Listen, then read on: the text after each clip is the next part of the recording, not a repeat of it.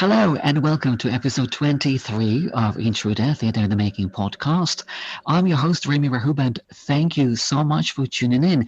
Now, today, as promised, I've got a guest who is Mark Webber, also known as Charles Webber, and he composed music for Intruder.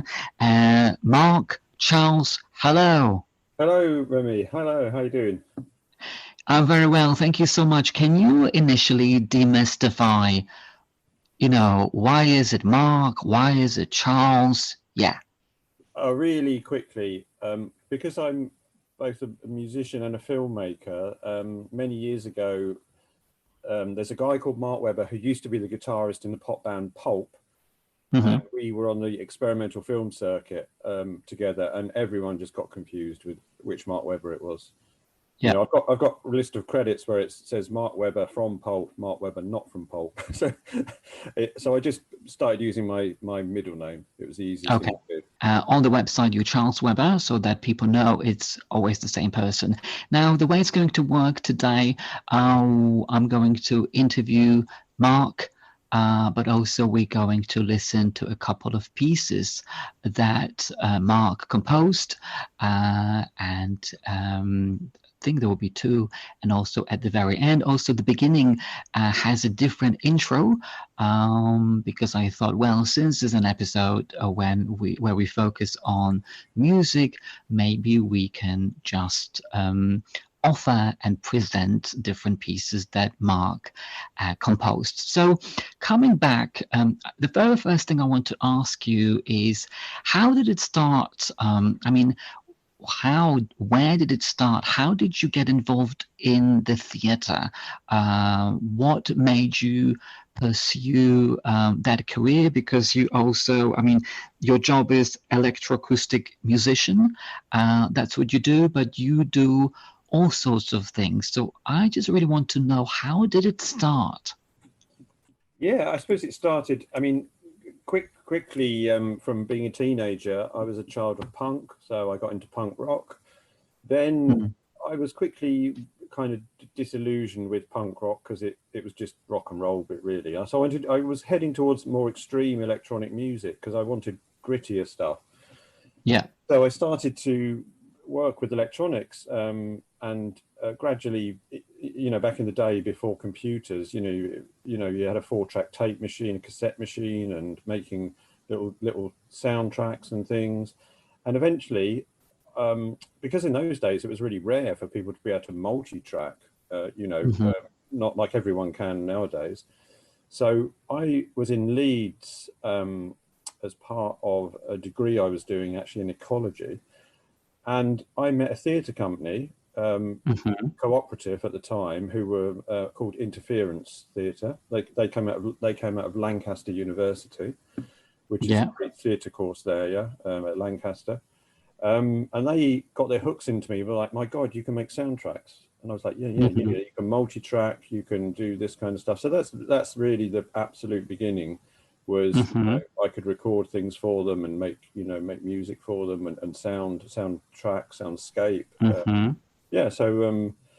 they were kind of an experimental, very much kind of at the time. Obviously, forced entertainment had just started, and we were very much in the wake of the first wave of the new, a bit like Impact Theatre, forced entertainment. We were like the next generation. Yeah.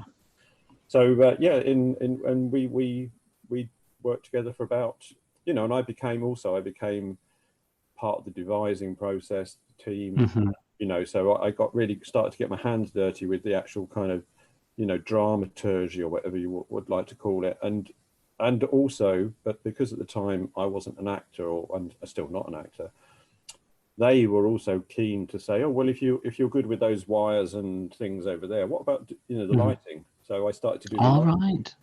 So I started to become like the technical guy of the theatre. So so we made about 10, 12 shows during UK. And then how did it evolve? Did you then, since you worked, you composed music, but then they asked you to also do various things. Did you work on things Did you do more music? Did you do more stage management? How did it evolve? I suppose it didn't really evolve as such. I mean, I hope I improved or got better at what I did, but I didn't get into stage management or anything like that. No, I stayed firmly kind of with the kind of really essentially sound and lighting, just I suppose, yeah, the technical, you know, the looking after how to create, you know, designing, I suppose. You know, probably didn't know it at the time, but it was I was a lighting designer. But yeah, always, you know, always working on original stuff. So you're always creating, yeah, and of course you know, and like I said, I probably don't think I really changed and developed as such, but I developed as a creator. But I still, you know, I still think small is beautiful. You know, I'm not a career as such. Like, you know, first and foremost, I'm an artist, I suppose, without sounding too pompous. I'm not a career lighting designer, and I'm not really a career, you know, I want to work with people I like to collaborate with. And then because you are a musician, so when do you remember being interested in music? Well, like I said, initially I was a child of punk, you know, when I was early. Oh, right. Okay. Yeah, you know, so that was initially, it was, you know, I picked up a guitar like every other, you know, every other teenager in the late 70s, you know, because all of a sudden it was the DIY ethic, you know, and certainly, you know, I was very much more interested as well in not the kind of posturing of punk, but the you know, the kind of political, the small p, you know, that's, you know, bands that influenced me at the time were, for instance, a band called Throbbing Gristle, which a lot of people know. They were artists. They were quite extreme electronic music and actually more performance art, quite confrontational. Yeah. You know, and they were a big influence on me. And I think I got to not work with Genesis, the guy, Genesis Peorage, but I hung out with Psychic TV in the late 80s. So yeah, I've always kind of ploughed the same furrow, if you like. But and now when you're working on projects, is it similar projects to what you did, I don't know, 10, 20 years ago, or is it different things that they ask of you at the moment?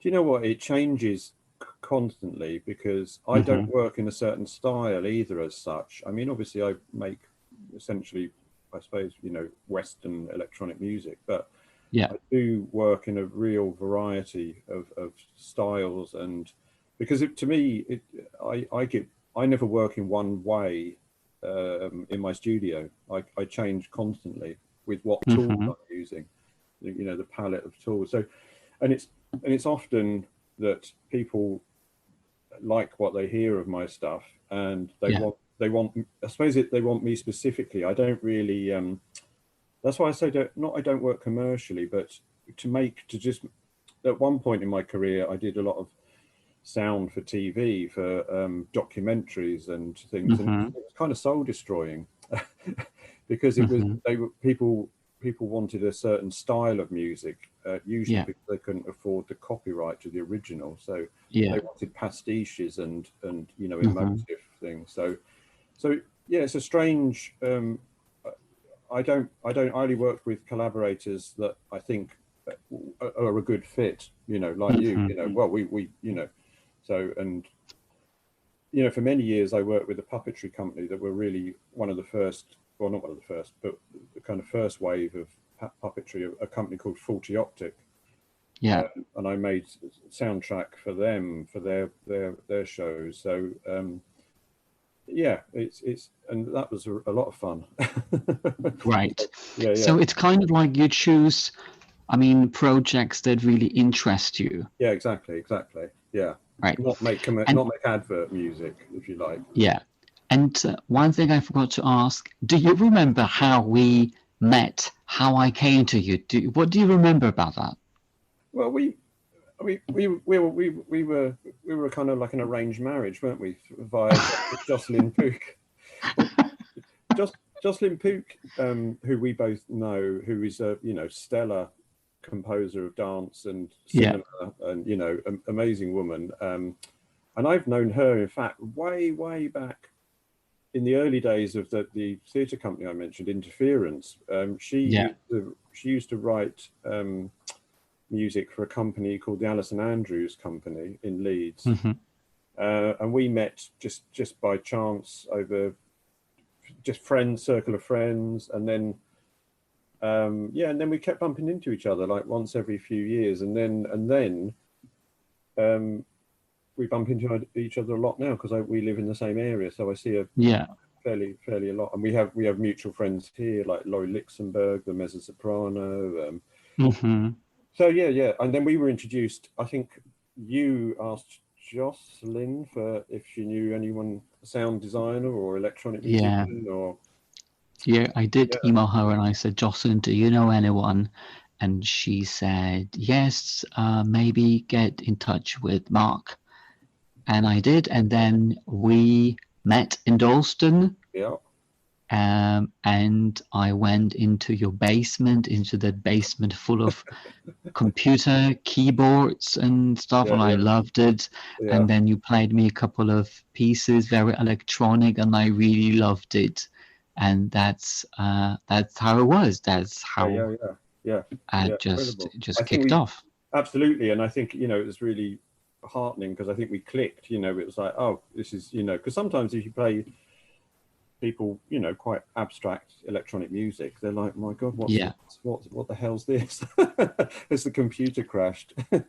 yeah, and it was very, I remember it was very reassuring because I was also at the time looking for like people who do lighting and stuff, and then when you told me about that you do other things, I was just so relieved. I was just like, oh thank God. I think the heavens, theater gods sent me this person in here.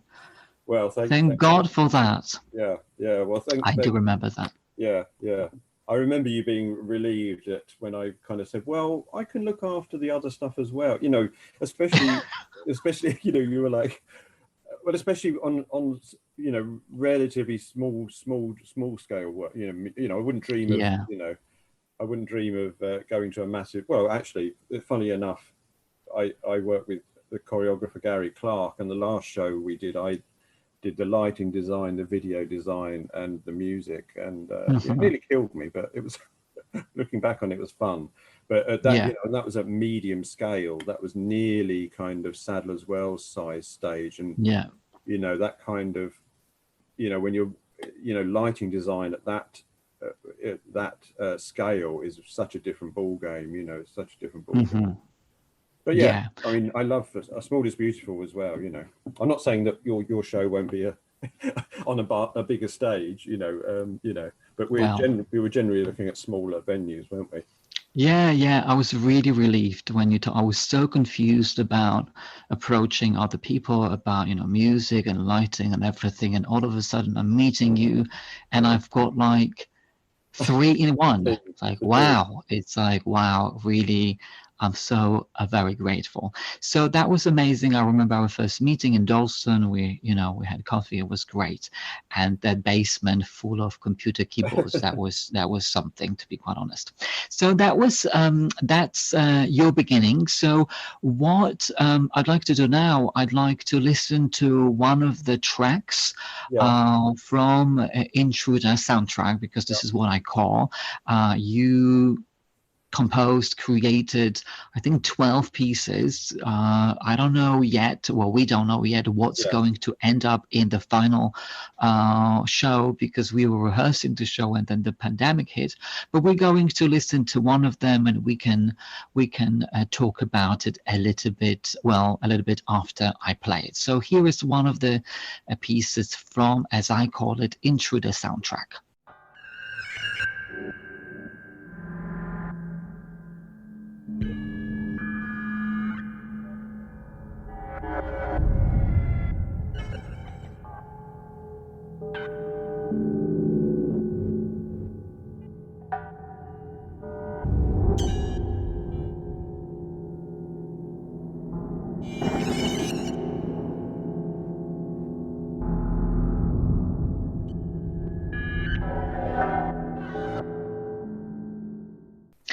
So that piece always gives me goosebumps. I always feel, oh, you know.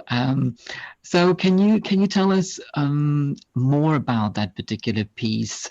I don't know, just or maybe even how do you work on things? If you can maybe then elaborate on your creative process. But any thoughts on this particular piece of music that you created and that we just listened to? Yeah, I mean, I suppose also, um, first of all, they are still demo recording. There were sketches. Well, sketches Yeah, to give to you to say what, to get us all thinking. Um, yeah, I mean, and also I did give you. It's funny when I listen back to the ones I give you, they're all fairly dark, aren't they? But then your yeah, Intruder is, although I mean, it's a very kind of, it has a is a quite a roller coaster ride of a play, isn't it? There's many different atmospheres, and it's very funny. Uh, yeah, but also there is this hovering. Well, the title suggests there's a kind of hovering malevolence, isn't there? yeah, It's quite spooky. I'm using the word spooky. Kind of. There's definitely a presence, and there's definitely a kind of this hovering thing that's yeah, always is haunting you almost. If I yeah, remember, if I remember. yeah, And I suppose I gave you some of the tracks with that in mind, yeah. trying to create something quite unsettling, Hmm. because it's especially thinking about you just on stage, in a very relatively solo, so to really envelop you in an atmosphere, so that was Hmm. my.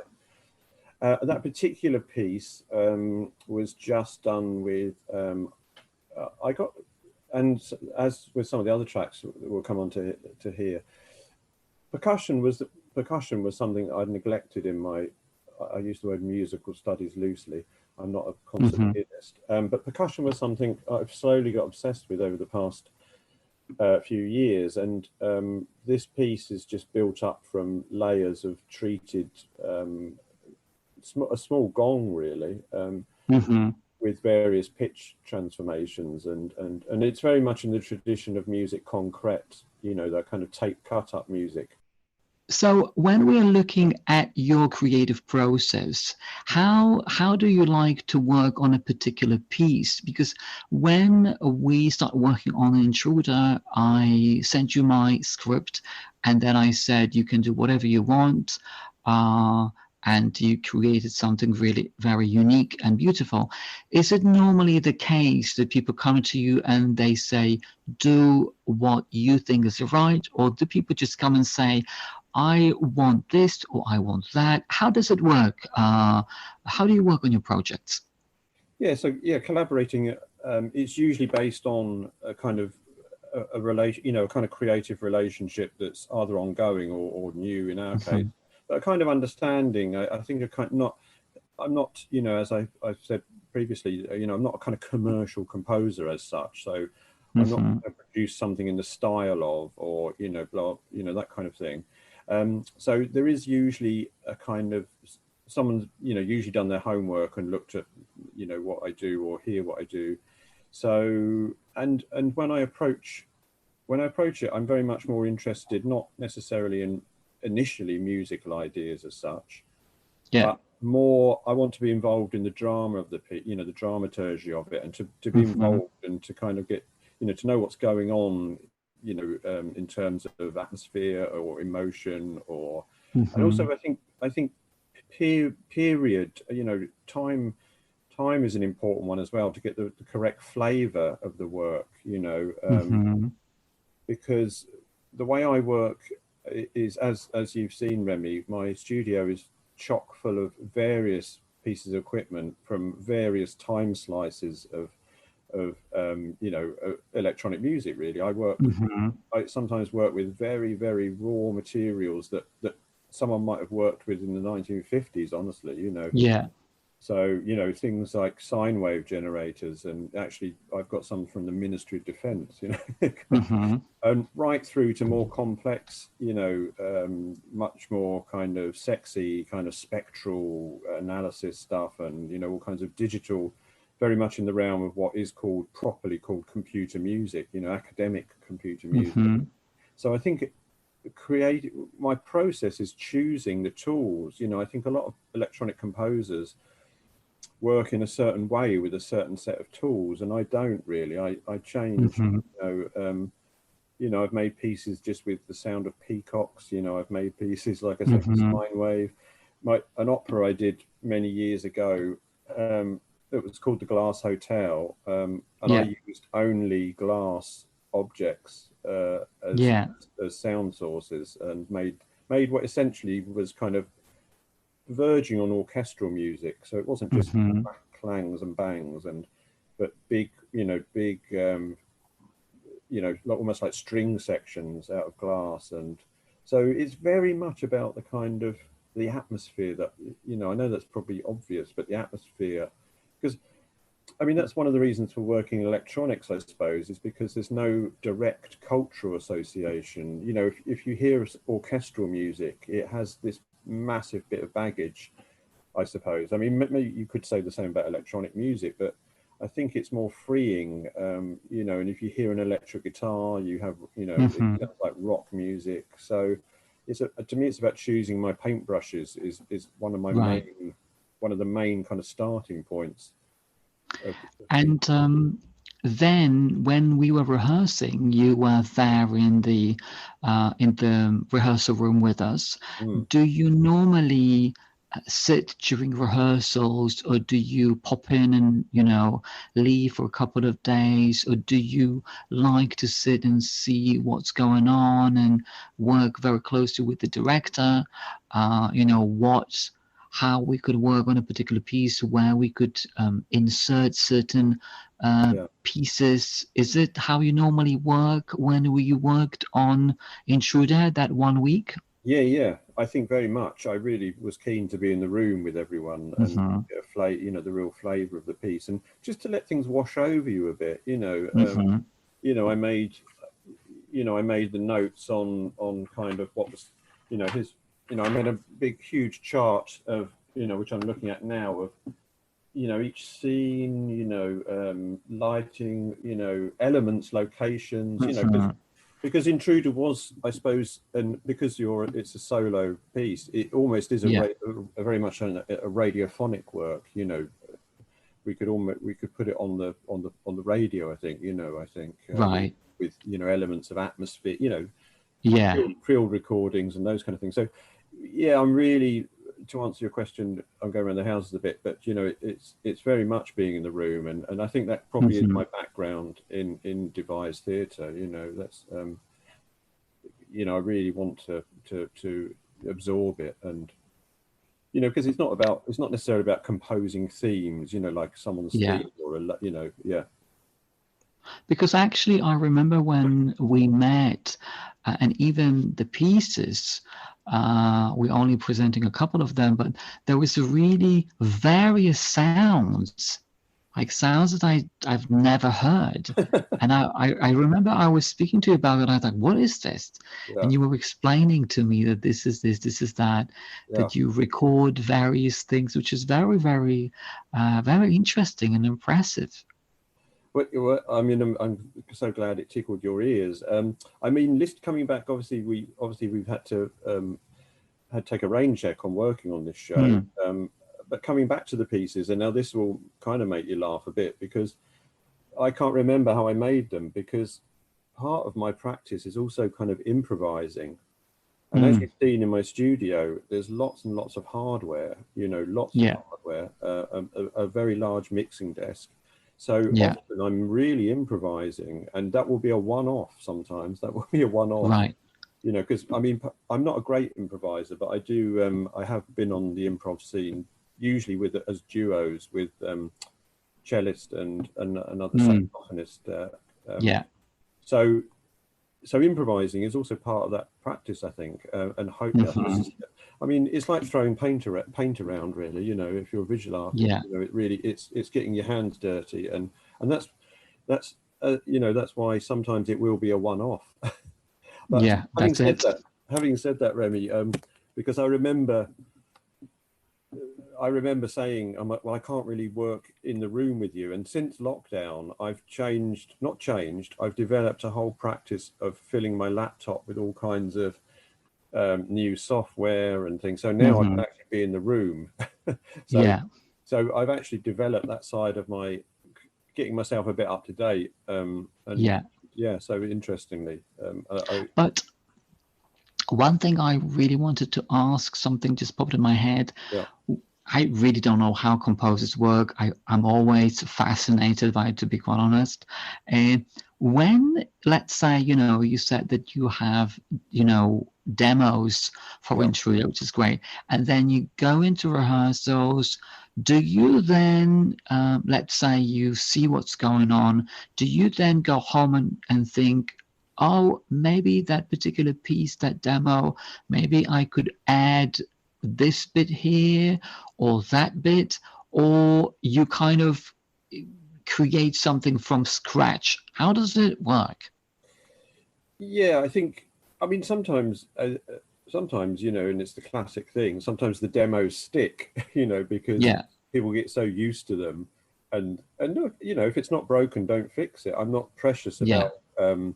The only reason I said they were demos is really because often, that I don't know how much of the pieces you're playing, but there's no change over yeah, they were there literally as atmospheres. Yeah, I think, yeah, I'd develop. Yeah, develop the piece, just, yeah, develop the journey. I suppose it's all about the journey, I mean, there's a piece on my I have a YouTube channel. I don't, if I can share that with people. yeah, sure. It's just called, if you go to YouTube and type in opera NCV, basically opera no commercial value. So if you just put opera NCV, Yeah. you'll see some of the work on there. And there's like, for instance, there's a long piece I made just with violin from the late 90s. And that was really like working really closely with a writer, director, going away, fleshing out ideas, exactly what you said, having a demo and then building that up into that. And that was actually a physical journey. It was a site specific Right. on a boat. The piece is called Fishing for Jack. It's if anyone Yeah. goes near it. But yeah, exactly that. Really, that was quite a complex piece. And it's a 40-minute solid soundtrack, a piece of music. Yeah. And And so repeat that YouTube channel again. What was the name of it? it's just, if you go to YouTube and just type in opera and then with the letters NCV, so it's all Opera one word. NCV. Yeah. Okay. So no, the NCV stands for no commercial value. Right. There's quite a trajectory of my work on there, from music concrete and improvisation, Okay. bits of opera. Yeah. Because opera is one of my real loves. So. And now we're going to listen to another piece from Intruder soundtrack, as I always call it, and then we're going to talk about it. So here is another piece.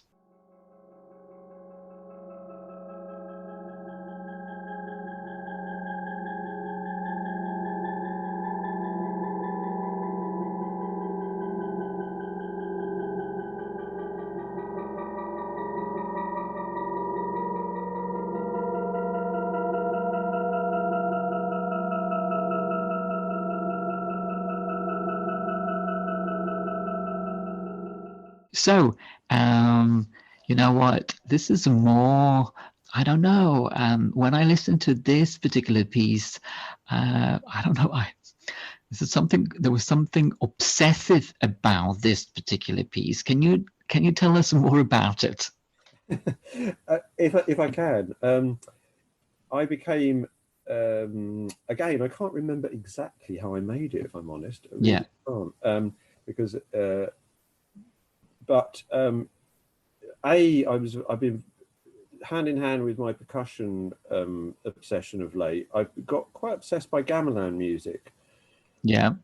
which you probably hear a flavour of in that piece. So yeah, it was, and also one thing that always seems to happen with my composing electronics is I start to head towards vocal sounds. And I don't know if you, in that piece, there is quite a lot of kind of voice set, not no actual voice in it, but there's something about the gesture I love. I mean, that's why I work a lot in experimental opera, just small scale, is Yeah. because to me it's a very potent combination of voice and electronics. I think it's a really, Right. yeah, really. So I think in that piece you've just played, we've just listened to, very much kind of this vocal kind of element. Because people describe electronic music as cold. To me, it's just as powerful as, I mean, it is orchestral music to me. Yeah. With the demos when we were working, one of the reasons I gave you such a spectrum of kind of techniques. And then we found, didn't we, that you were delivering text over the rhythm at one point. You were like, oh, I love Yeah. the rhythm, and you were just like, and that's what I mean when you said, do I go away and develop it? Probably would have. If we'd have had any more time in the rehearsal room, I'd have probably worked that idea up and collaborating. It's about developing the vocabulary. It's almost like sticking things on a board. Just sharing things, sharing ideas, and not being precious. Like finding out, oh, does rhythm work? Like all of a sudden we were, it opens up conversation, and it opens up a common vocabulary, I think. So if I were to ask if you were to give any tips or advice to any aspiring, electroacoustic musicians, because that's your job, people who compose music, what would you say to them? What tips, advice would you give? One of the key things, especially with electronic musician, which from my standpoint is, work in different ways all the time. As you've seen, too many people today, I think, just work inside a laptop. And they work in their thought process. They work in the same way. I mean, I do it. That's why I'm not particularly big fan of just working exclusively in the box, as they say. Although I have developed that over the last year, really. But also I can see.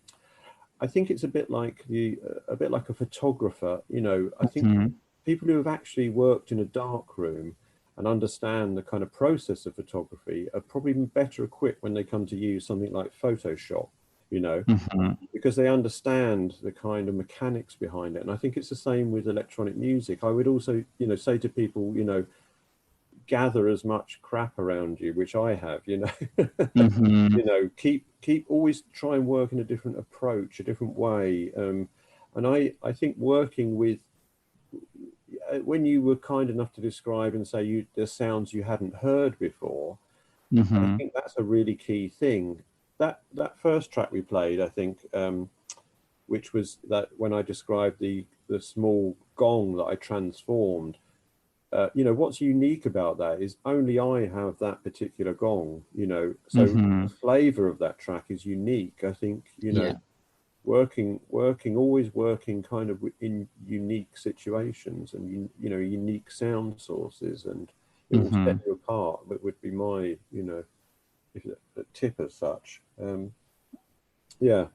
So be curious about sounds and not only depend on laptop to give you a particular sound, but go out, do various things, try, test things out, record these sounds. Real objects, that's a really good thing, because things are so acoustically unique, like I said. It's like if you've only got those objects, you are only going to make that music and that sound, track, soundscape. So of course, keep curious and keep use everything they've got from the computer to a guitar pedal that costs £10. You'll get a sound out of a guitar pedal and a tin whistle that you won't get out of a £3,000 laptop. But that's not knocking either of them. It's. So then you end up with loads of objects. Yes, objects. So then. And when you move house, you're moving objects. Yeah, exactly. A house of sonic objects. I had to stop myself because I got so obsessed with gongs and tam-tams. I've just had to kind of stop myself, because they're all unique. They're all unique, and it's a bit like, oh, just one more. Yeah. That's very, very interesting. Now, the final track that we're going to listen to at the very end, when we finish, it has this kind of very medical, clinical feel to it. Okay. We actually used it when we were rehearsing. Can you tell us more about it? Um, Again, I think I was using a very old drum machine that I Yeah, acquired. So that I think that might have been the basis of the rhythm. We're yeah, talking about the rhythm track, aren't we? The kind of gravelly, rhythmy track. yeah. Yeah, yeah, Uh-huh. with a shaker, slightly.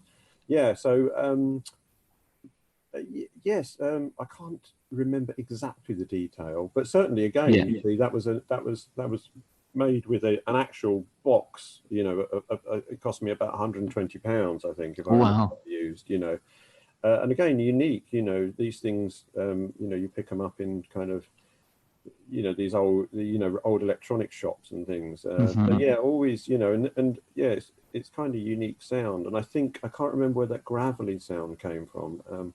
Again, perhaps another tip is just record and keep recordings. And I mean, I'm pretty good at archiving stuff and keeping it, Yeah. knowing where it is, but because a lot of those tracks that I gave you were things that were just on my desk, literally on my mixing, Hmm. literally kind of things that I've been experimenting with, Yeah. and you never know when you're going to use them. It's so, yeah, keep archive your stuff and keep this basically your own library, basically a sound Yeah. library. Like a database of Yeah, data, yeah, sound database. yeah, yeah. It's funny because being yeah, working with rhythm over the last few years has really opened up a lot of vistas. So again, always be searching. But I was always frustrated that my hands didn't work percussively. Hmm. And then I started to really just work with snare drum studies and Yeah. just get into the discipline of it. And it opened up quite a lot of vistas in a way of thinking. So always be receptive and always keep going forward. Just keep learning. Yeah, it's interesting about the final piece just at the very end. Yeah, I remember when we were rehearsing, I think it was one of the very first demos that I think we put in the piece, to be quite honest. I think we all knew that that particular piece was going to be in a particular moment. yeah, That's what I yeah, remember. yeah, That clinical, medical really, yeah. examination kind Yeah. of thing. I mean, it's great when that clicks, though, isn't it? That I give you something that everyone in the room is like, this is this. I mean, that's really, Yeah, Marcus was satisfying. like, "This is it. That piece just goes here." That's brilliant. I thought, okay, that's fine. It worked, and we worked around it. So that was the very first piece I think we selected Yeah, yeah, for when we were rehearsing. So that's good to know, and the listeners can listen to it. It's the very last track in this episode. So when we finish, so wow, this has been we've been talking nearly 40 minutes, to be quite honest. I would love, to talk more and discuss it because I actually find it fascinating. And thank you so much for the soundtrack, well, it's because I'm so grateful and I'm so pleased. And, you say it's demos, but for me, it's just amazing. And the podcast, I used another track, and in this one, we can give a little bit of a different feel to the soundtrack, as I call it. yeah, yeah, And excellent. it's wonderful to have a conversation with you. So thank you, Mark, aka Charles, Thanks, Rem. for this lovely conversation and It's been a real, sharing with us your insight and your creative process, and hopefully people can listen to some other pieces that you created on your YouTube channel. So wonderful. thank you so much for that. Thank you, Remy. No, it's been a real pleasure. It's a shame that we need to get this project back on the burner, don't we? Because it's Well, we definitely do, but let's see how it all goes. yeah. Maybe 2022 Well, theater gods will theatre make it gods. possible, as I was saying before. But thank you so much for that. And this would be everything for this episode. Now, couple of things I'd like to mention before we finish is that if anyone would like to help me and support me financially with the podcast, I have a Patreon account. I will put the link in the podcast description, and anyone can help me for less than a coffee. That is £1 a month to help me with the podcast and keep creating art. I would be very, very grateful for that. That is one thing. And the other thing is that I'm going away on holiday soon, so there won't be another episode in 2 weeks. There will be another one in September, but let's see how it goes, and then I'll come back to the journey of Intruder. So until then, stay well, stay safe, enjoy your holiday if you're going on holiday in mid-August, or hopefully you had a good holiday, and I'll speak to you in September. Bye for now.